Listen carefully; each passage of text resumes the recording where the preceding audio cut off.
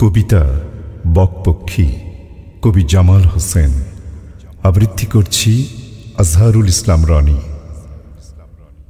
পদ্মা পারের এক অনার্য কিষানী ও কিষান, কপালের ঘামে ধুয়ে নেয় বিষণ্ণ উঠান।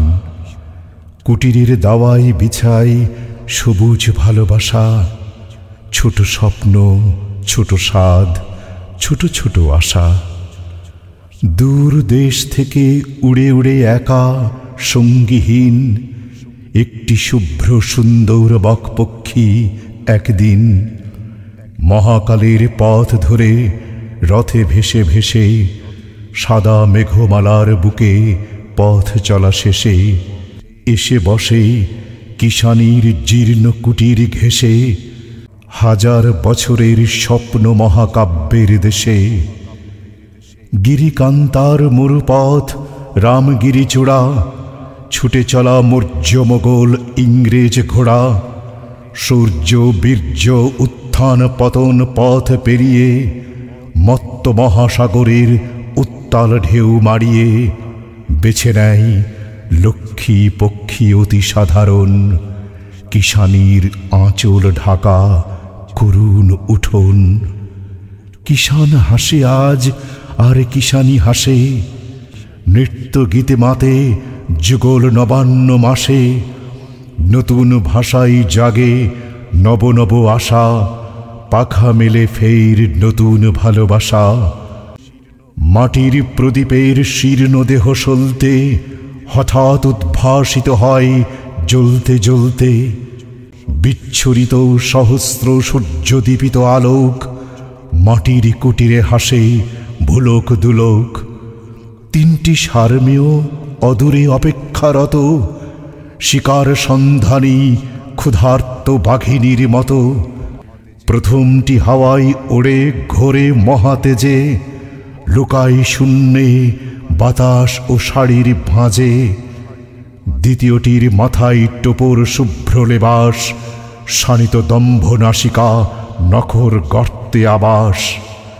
নিখাদ চতুরতায় থাকে ঘাপটি মেরে, নরম মাটির কোলে রক্ত জমাট সারে। আত্মজা কচি ঘাস ও পাতার আড়ালে, অতি ধূর্ত ধরা যায় না হাতটি বাড়ালে। তৃতীয়টি লুকিয়ে থাকে দুঃখিনী বটে, বৃন্তচ্যুত বিরহী শুষ্ক পত্র ললাট তটে। যেখানে যতনে আরো বসত গড়ে একা, এক ঝাঁক বিষধর লাল পিপিলিকা। বকপক্ষী উত্তরে তাকাই, সেদিকে বৃষ্টি। বহু দূরে হিমালয় তুষার ছুঁয়ে যায় দৃষ্টি। পূর্বে শ্যামলিমা বিস্তৃত ফসলের মাঠ, পশ্চিমে সুবর্ণ গোধূলি রক্তিম রাজ্যপাট। দৃষ্টি হারিয়ে যায় কোথায় জানে না কেউ, দক্ষিণে দিগন্ত নীল বঙ্গোপসাগরের ঢেউ। আকাশের ঠোঁটে চুমু খায় মেঘ সীমাহীন, ছন্দ মিতালি গন্ধ পদ্ম পদতলে লীন। হঠাৎ অজানা প্রান্ত থেকে উড়ে আসে তীর, বিদ্ধ হয় বুকে পাখিটা বেদনায় অস্থির।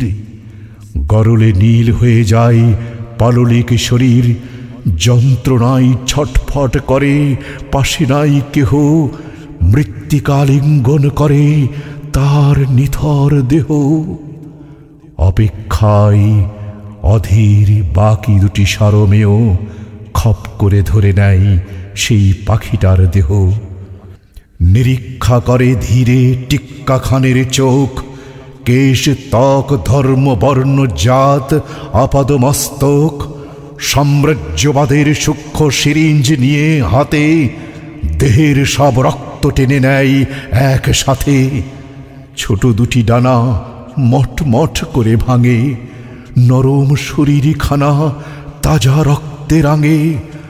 দানবীয় চোখের ভাষায় রক্ত ঝলক, গুনে গুনে তুলে নেয় ৫৬,০০০ পালক।